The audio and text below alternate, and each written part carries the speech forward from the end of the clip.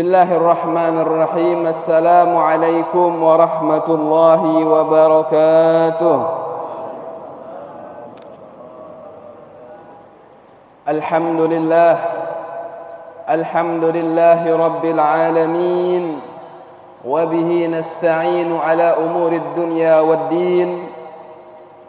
Allahumma fassalli wa sallim وبارك وكرم ومجد وعظم على سيدنا محمد الفاتح لما أغلق والخاتم لما سبق ناصر الحق بالحق والهادي إلى صراطك المستقيم وعلى آله وصحبه حق قدره ومقداره العظيم يا فتاح يا عليم. أما بعد, alhamdulillah wa syukurillah, pada subuh hari yang penuh dengan keberkahan ini kita bersyukur kepada Allah Subhanahu wa taala. Allah taala masih berikan kepada kita kenikmatan yang begitu besar, kenikmatan yang begitu agung. Di antara kenikmatan tersebut, Allah taala berikan kita kekuatan untuk dapat melaksanakan salah satu kewajiban kita, yaitu salat subuh berjamaah.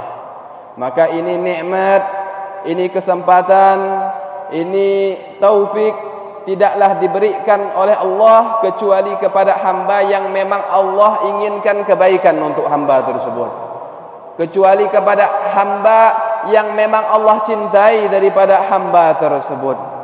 Maka semoga dengan kita berada di tempat yang mulia ini, kita senantiasa digolongkan Allah Ta'ala, dijadikan Allah Ta'ala orang-orang yang beruntung, yang bahagia dunia dan akhirat. Amin ya rabbal alamin.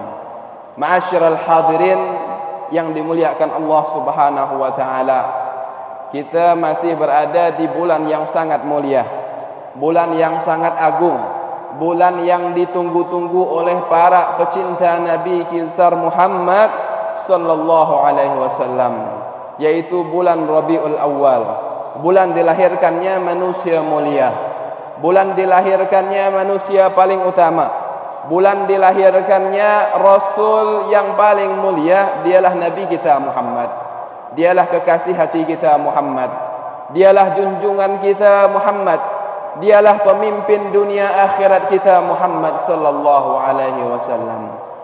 Allah Subhanahu wa taala jadikan Nabi Muhammad adalah makhluk yang paling mulia, yang paling agung di antara semua makhluk yang Allah ciptakan. Bahkan di dalam sebuah riwayat dikatakan, kalau bukan karena Nabi Muhammad, maka surga dan neraka pun tidak Allah ciptakan.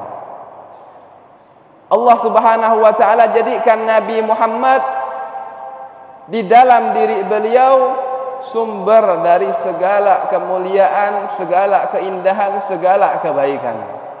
Kalau mau melihat keindahan, kemuliaan, kebaikan, lihat pada diri Nabi Muhammad SAW, semuanya ada. Bahkan semuanya telah Allah Subhanahu wa taala jadikan keindahan tersebut di dalam diri Nabi Muhammad. Makanya dikatakan oleh para ulama, asbabul mahabbah, sebab-sebab orang ini menjadi cinta kepada orang lain, di antaranya adalah karena adanya kesempurnaan, adanya keindahan, adanya kebaikan, adanya sosok orang tersebut adalah orang yang sangat dicintai. Maka ketahuilah sesungguhnya kriteria-kriteria untuk orang yang dicintai tersebut semuanya ada pada Nabi Muhammad. Bahkan semuanya terdapat sempurna di dalam diri Nabi Muhammad. Maka bagaimana kita tidak mencintai beliau, sedangkan beliau adalah orang yang paling pantas untuk kita cintai. Kita lihat bagaimana orang-orang terdekat Nabi Muhammad sallallahu alaihi wasallam mencintai Nabi Muhammad sallallahu alaihi wasallam. Sayyidina Abu Bakar Siddiq, sahabat terdekat Nabi sallallahu alaihi wasallam, yang senantiasa menemani Nabi di setiap kegiatan hidup beliau. Di setiap kejadian-kejadian penting, Sayyidina Abu Bakar senantiasa berada di sisi Nabi sallallahu alaihi wasallam. yang dikatakan oleh Nabi SAW, rafiqi fil jannah. Sayyidina Abu Bakar adalah teman dekatku nanti di surga. Ketika suatu waktu Sayyidina Abu Bakar ingin menunaikan keperluannya kembali ke rumahnya, karena saat itu beliau sedang lapar, ingin kembali ke rumahnya, kumpul bersama keluarganya. Ketika Sayyidina Abu Bakar akan memasukkan suapan ke dalam mulutnya, tiba-tiba teringat kepada Nabi SAW. Tiba-tiba muncul kerinduan yang luar biasa oleh orang yang sangat mencintai daripada Nabi SAW. Sehingga dalam keadaan perut yang lapar, nasi atau makanan yang akan disuap ke dalam mulutnya sudah hampir masuk, tidak jadi dimasukkan, kemudian diletakkan kembali, bersegera mendatangi Nabi SAW. Sampai di hadapan Nabi SAW, maka Nabi tanyakan, wahai Abu Bakar, bukankah baru saja kamu tadi pergi dari sisiku? Kenapa sekarang sudah kembali? Maka Sayyidina Abu Bakar katakan, ya betul Rasulullah, ya, tadi aku pergi untuk kebutuhanku, untuk hajatku, karena aku sedang lapar. Tapi ketika aku sampai di rumah, ketika aku akan memasukkan makanan ke dalam mulutku, maka aku teringat kepada engkau. Aku tidak bisa menahan kerinduanku kepada engkau ya Rasulullah, sehingga aku tinggalkan makananku tadi dan aku bersegera menemuimu. Inilah kecintaannya sahabat Nabi SAW kepada Nabi yang luar biasa. Ini ketika Rasulullah masih hidup saja, cinta rindunya sahabat begitu luar biasa kepada Nabi. Bagaimana keadaan Sayyidina Abu Bakar ketika Nabi SAW telah wafat? Maka diceritakan oleh salah satu anak beliau, Asma radhiyallahu anha, Sayyidina Abu Bakar ketika Rasulullah SAW wafat, maka tidaklah ditemui beliau di malam hari, melainkan senantiasa menangis akan rindu kepada Nabi SAW. Sehingga ketika di waktu subuh dilihat bantalnya Sayyidina Abu Bakar sudah penuh dengan tangisan, bekas air mata beliau. Sudah basah bekas air mata daripada Sayyidina Abu Bakar karena rindu kepada Nabi SAW. Setelah sholat, maka tidak lain Sayyidina Abu Bakar akan membenamkan wajahnya di antara kedua lututnya. Kemudian beliau akan mengucapkan, wa syauqa ila Rasulillah, betapa rindunya aku kepada Rasulullah SAW. Inilah seorang sahabat yang paling mulia, yang paling utama, Sayyidina Abu Bakar radhiyallahu an, tentang bagaimana kecintaan kepada Nabi SAW. Mari kita belajar kepada sahabat yang lain. Di antaranya ada sahabat yang bernama Zaid bin Dasinah. Ketika suatu waktu beliau tertangkap oleh musuh, oleh para kafir Quraisy, kemudian ditawan dan akan dilakukan eksekusi mati kepada beliau. Saat itu sebentar lagi nyawa akan lepas daripada tubuh beliau. Leher beliau akan dipenggal oleh para musuh-musuh Islam. Maka ketika itu Abu Sufyan mendatangi daripada Zaid bin Dasinah, menawarkan suatu tawaran yang menarik bagi para pembesar Quraisy. Wahai Zaid, apakah kamu mau kalau saat ini posisimu digantikan oleh Muhammad, kemudian kamu bisa bebas? Maka Zaid bin Dasinah menjawab dengan suatu jawaban yang mengajarkan kepada kita bagaimana seharusnya cinta seseorang pecinta kepada nabinya SAW. Zaid bin Dasinah mengatakan, demi Allah, aku tidak rela Muhammad berada di tempatnya saat ini tertusuk duri, meskipun hanya tertusuk satu duri, sedangkan aku dapat senang, dapat berbahagia, berkumpul bersama keluargaku. Demi Allah, aku tidak rela dengan keadaan tersebut. Jangankan Nabi Muhammad dipenggal, Nabi Muhammad tertusuk satu duri saja, mereka tidak rela sama sekali, meskipun harus mengganti dengan nyawa mereka.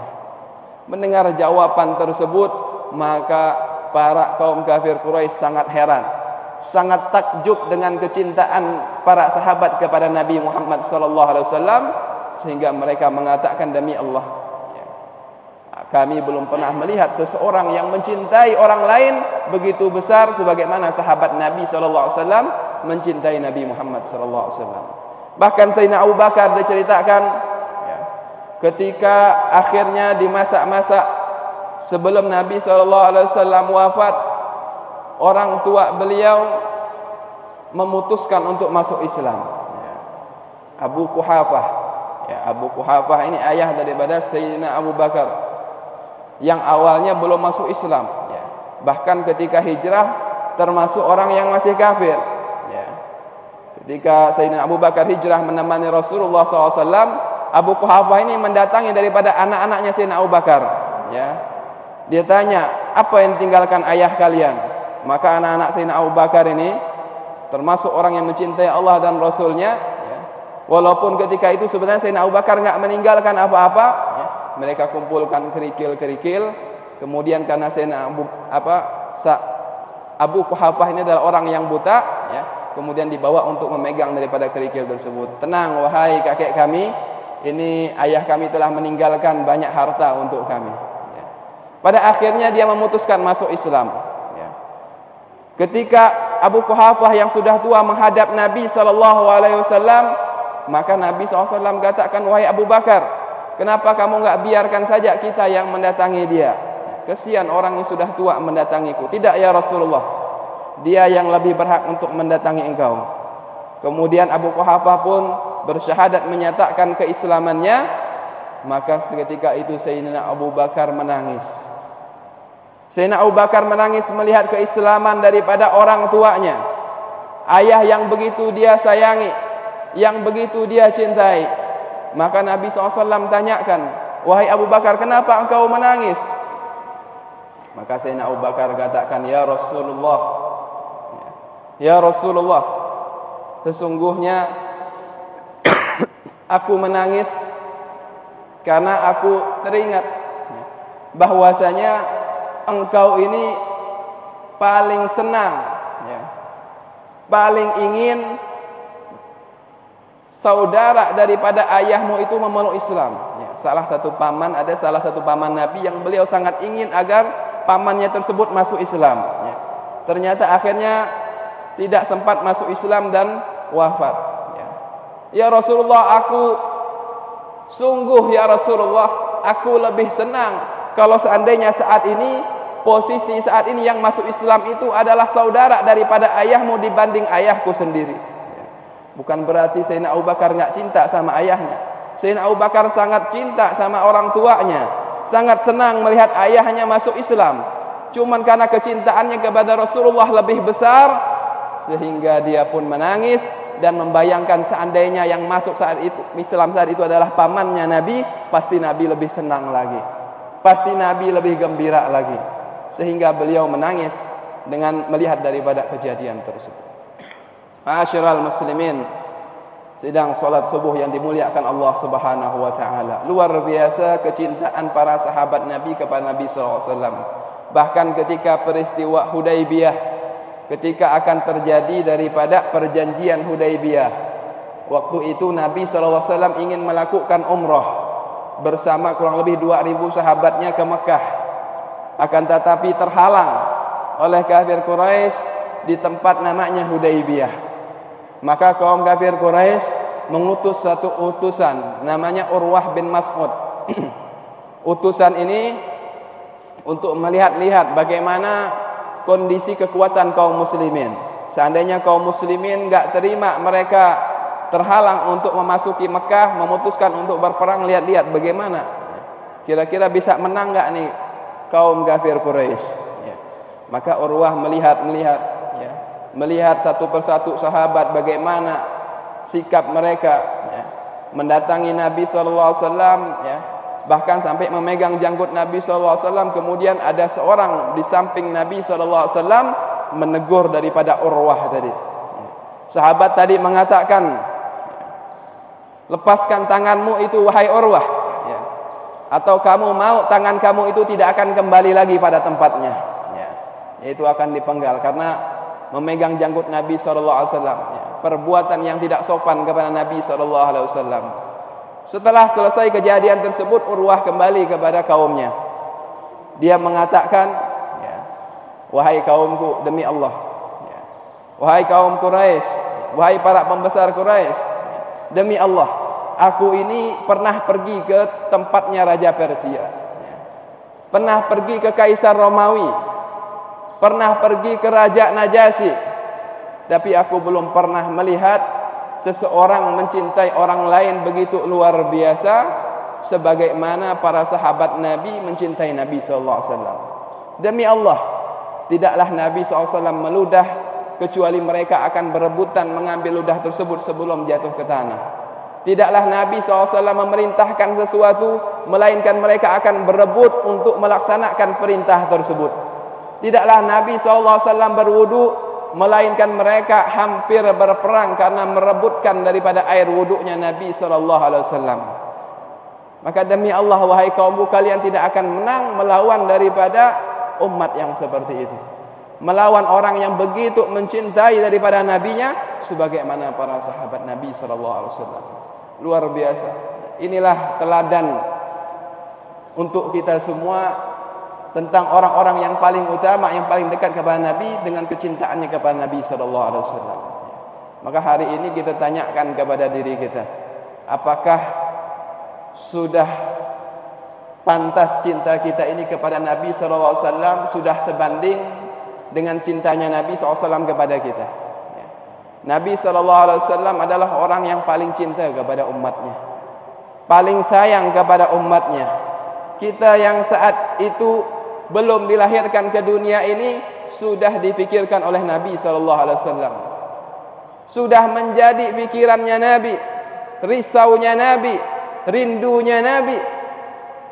Bagaimana diceritakan bahwasanya Nabi sallallahu alaihi wasallam setiap malam tidak pernah beliau ini tidur sepanjang malam melainkan beliau bangun, kemudian melaksanakan salat, kemudian bermunajat kepada Allah, sampai-sampai Sayyidah Aisyah mengatakan, ya Rasulullah, bukankah Allah telah mengampuni daripada dosamu yang telah lalu dan dosamu yang akan datang? Maka Nabi SAW mengatakan, tidakkah aku ini pantas menjadi hamba yang bersyukur? Tidakkah pantas aku ini menjadi hamba yang bersyukur?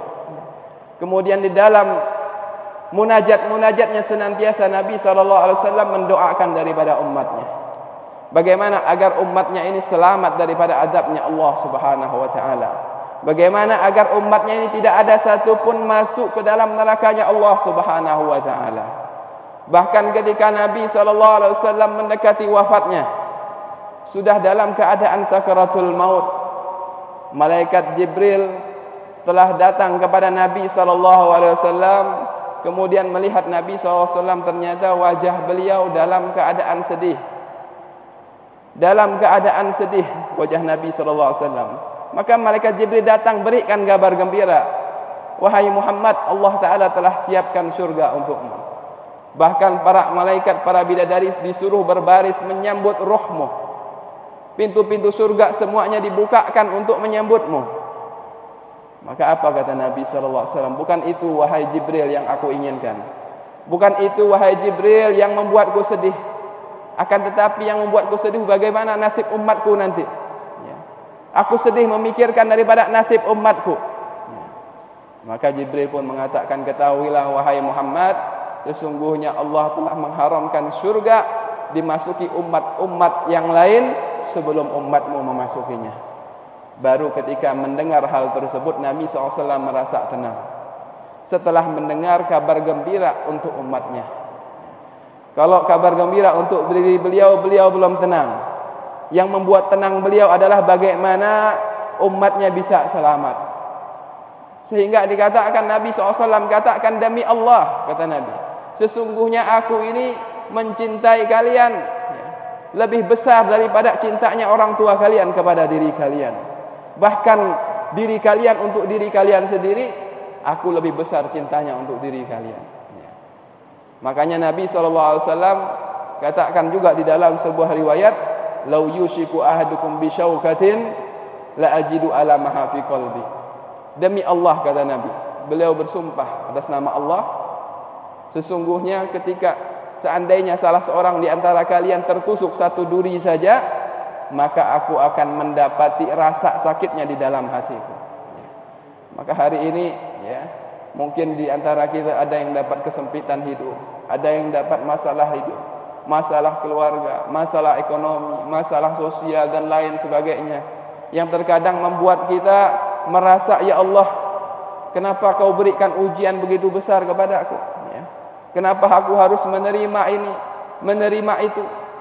Maka ketahuilah sesungguhnya segala apa yang kita rasakan, daripada kesulitan, kesakitan, semuanya dirasakan oleh Nabi sallallahu alaihi wasallam. Bahkan beliau pernah memohon kepada Allah Subhanahu wa taala agar amal-amal kita semua ini Nabi sallallahu alaihi wasallam saja yang menanggung hisabnya. Nabi sallallahu alaihi wasallam saja yang menanggung pertanyaannya di hadapan Allah Subhanahu wa taala. Allah tanyakan, kenapa seperti itu wahai Muhammad? Aku enggak mau umatku ini menanggung malu. Ketika dihisab hari kiamat, dilihat oleh umat-umat yang lain akan dosa-dosanya yang begitu banyak, enggak bisa mempertanggungjawabkan amalnya. Sampai sebesar itu cinta Nabi SAW kepada kita. Maka hari ini kita mau tanyakan kepada diri kita masing-masing, apakah sudah setara cinta kita pada Nabi SAW sebagaimana cinta beliau kepada kita? Apakah kita sudah berusaha menjalankan daripada segala pesan-pesan perintah Nabi SAW sebagai bentuk kecintaan kita kepada Nabi SAW? Nabi SAW katakan bahwasanya para ulama adalah pewaris Nabi. Mereka adalah yang mewarisi daripada ilmunya Nabi, akhlaknya Nabi Muhammad SAW. Maka bagaimana sikap kita kepada para ulama? Sudahkah kita mengikuti daripada petunjuk para ulama? Sudahkah kita menghormati daripada para ulama yang mana mereka adalah penerus Nabi SAW? Maka bagaimana sudahkah kita peduli kepada umat Nabi SAW sebagai bentuk cinta kita kepada Nabi SAW?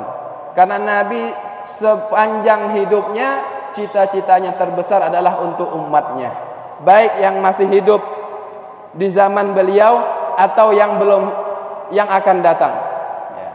Buktinya ketika Nabi SAW di Taif dilempar batu sampai berdarah daripada kaki beliau, beliau tidak mau mendoakan keburukan, kehancuran kepada warga Taif karena memikirkan anak cucu daripada orang-orang Taif tadi. Kalau Nabi mau sebentar saja warga Taif tadi akan dihancurkan oleh Allah Ta'ala, tapi Nabi masih mikirkan anak cucunya.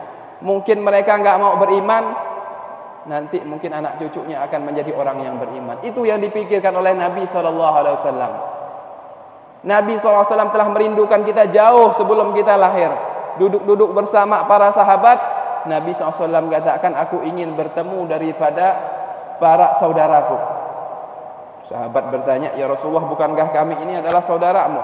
Kalian adalah sahabatku, kata Nabi. Saudaraku ini adalah orang yang belum pernah melihatku, tapi mereka mencintaiku, tapi mereka mengikuti daripada ajaranku, tapi mereka beriman kepadaku sebagai Rasul. Itulah saudara-saudara Nabi yang dirindukan oleh Nabi Muhammad SAW. Bagaimana sikap kita kepada umat Nabi Muhammad? Sudahkah kita mencintai mereka sebagai bentuk kecintaan kita kepada Nabi SAW? Bagaimana kepedulian kita kepada nasib umat? Yang mana kata Nabi SAW, man lam yahtam bi amril muslim falaysa min. Siapa yang tidak peduli dengan urusan kaum muslimin, maka bukan dari golongan kami, kata Nabi SAW. Sudah pedulikah kita kepada saudara-saudara kita, kepada nasib umat hari ini, yang saat ini ada yang sedang dizalim, ada yang mengalami daripada kezaliman yang luar biasa. Saudara kita di Palestina sana, Masya Allah, setiap hari hidup dalam ketakutan, hidup dalam kecemasan, hidup dalam kelaparan. Mereka mendapatkan kezaliman yang luar biasa. Kira-kira hati kita ini sudah terasa belum apa yang mereka rasakan? Minimal kalau kita belum bisa bantu keluarkan duit kita karena duit kita terbatas, sudahkah setiap doa kita selipkan untuk saudara kita tadi? Minimal kalau kita belum bisa membantu langsung, sudahkah kita melihat-lihat, memilah-milah, memilih-milih produk mana kira-kira yang tidak ada sumbangsih untuk membantu Israel menghancurkan daripada saudara kita di Palestina, atau kita nggak peduli, sama saja, paling uang cuman segini nggak masalah. Mana kepedulian kita kepada saudara kita? Kepedulian kita kepada umat Nabi yang setiap hari dipikirkan oleh Nabi, didoakan oleh Nabi, ditangisi oleh Nabi, nasib-nasib mereka. Ini adalah salah satu bagaimana agar kita mendapatkan kecintaan Nabi SAW. Demi Allah dikatakan, tidaklah kita peduli kepada umat Nabi SAW, berbuat baik kepada umat Nabi SAW, melainkan Nabi SAW yang akan memberikan balasannya. Nabi katakan, aku adalah sebaik-baik pemberi balasan. Seandainya salah seorang dari kalian berbuat kebaikan, kita berbuat baik kepada tetangga, kepada sesama, kepada masyarakat kita, dan kalian belum mendapatkan balasannya, nggak dikasih balasan apa-apa, demi Allah kata Nabi, aku yang sebaik-baik pemberi balasan. Jangan khawatir, aku yang akan memberikan balasannya. Minimal-minimalnya ketika dia akan wafat, ketika dalam keadaan sakaratul maut, keadaan yang paling mencekam seorang manusia, maka Nabi akan hadir di saat-saat tersebut dan akan meringankan daripada sakaratul mautnya. Akan terasa ringan daripada sakaratul mautnya karena Nabi SAW hadir di hadapannya. Maka hadirin yang dimuliakan Allah Subhanahu wa taala, semoga di pagi hari yang mulia ini Allah Subhanahu wa taala tanamkan kecintaan kepada Nabi SAW di dalam hati-hati kita. Allah jadikan kita orang-orang yang senantiasa mencintai Allah dan Rasul-Nya sebagaimana cintanya diri kita kepada diri kita sendiri, bahkan melebihi kecintaan kita kepada diri kita sendiri, sebagaimana cintanya para sahabat Nabi. Allah jadikan kita orang yang mencintai segala apa yang ada hubungannya dengan Nabi sallallahu alaihi wasallam. Nabi berpesan, ajarkan anak kalian 3 perkara, yaitu ajarkan anak kalian untuk membaca Al-Quran, ajarkan anak kalian untuk mencintai nabinya, dan ajarkan anak kalian untuk mencintai ahli keluarga nabinya. Sebagai bentuk cinta kepada Nabi sallallahu alaihi wasallam, kita berusaha cintai Nabi, cintai segala ada yang hubungan dengan Nabi, keluarganya Nabi, sahabatnya Nabi, umatnya Nabi. Maka semoga dengan kecintaan tersebut Allah jadikan kita orang-orang yang cintai oleh Nabi Muhammad SAW. Amin ya rabbal alamin. Mungkin ini saja dapat saya sampaikan. Ada benar semata datang dari Allah Subhanahu wa taala. Wabillahi wa taufiq wal hidayah wal ridha wal inayah. Assalamu alaikum warahmatullahi wabarakatuh.